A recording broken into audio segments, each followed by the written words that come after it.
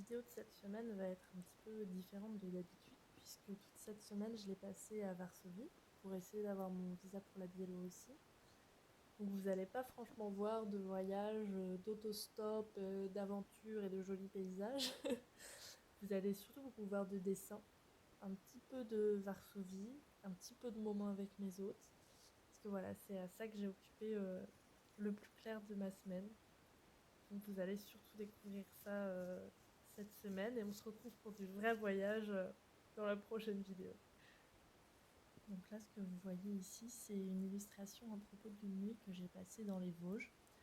Donc au tout début de mon voyage, la petite semaine que j'ai passée avec Hugo, on s'est retrouvé une nuit à dormir dans un refuge de montagne sous la neige alors que j'étais extrêmement malade.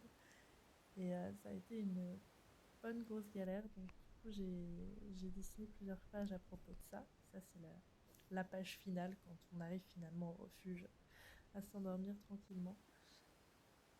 Et ouais, du coup, j'étais vachement contente de pouvoir prendre ce temps-là parce que c'est une lieu qui m'a quand même pris du temps.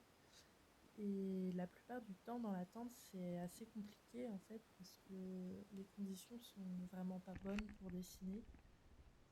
J'ai que la lumière de ma frontale, donc évidemment c'est compliqué. Moi, je préfère avoir une bonne lumière naturelle. C'est toujours mieux quand on travaille la couleur, mais même d'une manière générale. Et puis en plus, ma frontale s'use quand même assez vite. Du coup, très vite, j'ai plus une lumière suffisante pour travailler. Et même en termes de confort, pour faire de l'aquarelle ou de l'encre, c'est mieux d'avoir une surface vraiment plate. Quand je suis dans la tente, c'est pas le cas. Faut que je fasse attention parce qu'il y a plein de choses que je veux pas tacher et abîmer. D'ailleurs, la dernière fois que j'ai voulu faire de l'encre, ça a été une catastrophe. J'ai renversé mon encre dans la tente parce qu'il y a eu un coup de vent. Du coup, j'ai voulu fermer la porte pour éviter que la porte renverse l'encre. Et en faisant ça, j'ai moi-même renversé le pot d'encre en me penchant. Et en me redressant, j'ai fait baver toute l'encre que je venais de poser sur ma feuille. Enfin, j'avais dessiné à la plume, quoi. J'ai tout fait baver en me redressant. Donc, un joli combo qui m'a assez vite découragée de continuer. Et ouais, c'est souvent ça en fait. C'est dur de trouver le courage de s'y mettre parce que tu sais que tu vas pas passer un bon moment à dessiner relaxant comme tu pourrais avoir d'habitude. Donc là, j'étais vraiment super contente d'avoir ce temps-là dans de bonnes conditions chez mes hôtes. Et j'ai dessiné d'ailleurs tous les jours. Et du coup, ouais, ça m'a vraiment fait beaucoup de bien. Je me sentais dans mon petit cocon. Un petit cocon tout autre que celui du voyage, que j'aime aussi beaucoup, mais ouais, ça m'a beaucoup. L'autre truc que j'ai aussi beaucoup fait cette semaine, c'est passer du temps avec mes hôtes, avec du coup Sylvia et Marek, qui sont les personnes qui m'ont prise en autostop et qui m'ont proposé d'habiter cet appartement à Varsovie le temps d'avoir mon visa. Donc on a pas mal de fois dîné ensemble, ils m'ont pas mal de fois invité chez eux. Et notamment ce soir-là, c'était le soir où ils m'ont invité pour fêter Jeudi Gras. C'est pas le vrai nom, mais voilà, ils m'ont présenté comme ça. C'est l'équivalent du Mardi Gras chez nous, mais sauf que en Pologne, c'est le jeudi. Je ne sais pas pourquoi.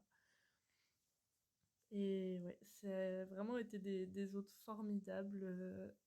Ils étaient extrêmement gentils. Et puis, on avait toujours plein de choses à dire, parce qu'ils ont eux-mêmes... ils voyagent beaucoup. Sylvia a beaucoup fait d'autostop aussi. Et puis, c'est des gens assez incroyables, parce qu'ils parlent quand même anglais, français, polonais, russe. Sylvia parle aussi espagnol. Enfin, c'est assez incroyable. Moi, j'ai trouvé ça assez incroyable. Et ouais, j'ai vraiment aimé passer du temps avec eux. Et ils sont vraiment investis aussi pour que je passe une bonne semaine à Varsovie. Et ça m'a vraiment fait extrêmement plaisir.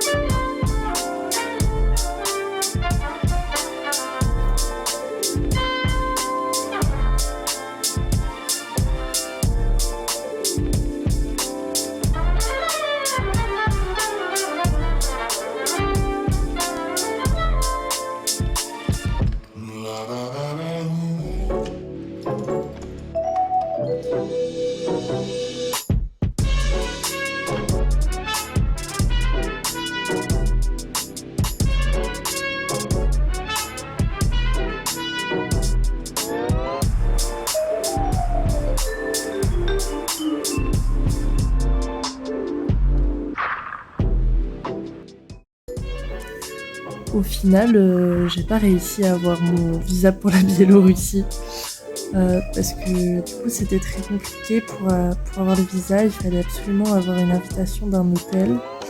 Et avec mon mode de voyage, c'était une galère et toutes les solutions que je trouvais coûtaient super cher, sachant que je vais devoir faire la même chose pour la Russie. Il y avait tout le temps quelque chose qui allait pas. À chaque fois que je retournais à l'ambassade, je devais refaire des nouveaux papiers, des nouveaux machins. Et du coup, j'ai fini par laisser tomber.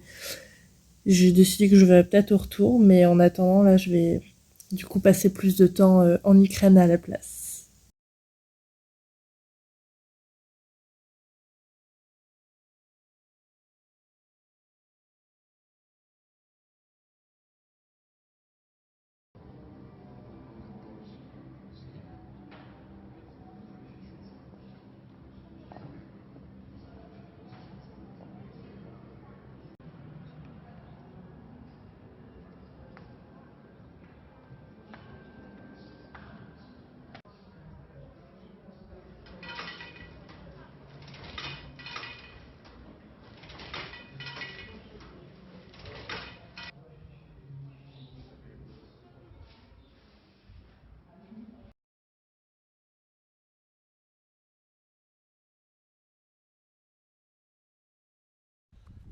Alors là, je suis dans la forêt près de Agenové et je vais à pied vers la réserve de Bialowieza.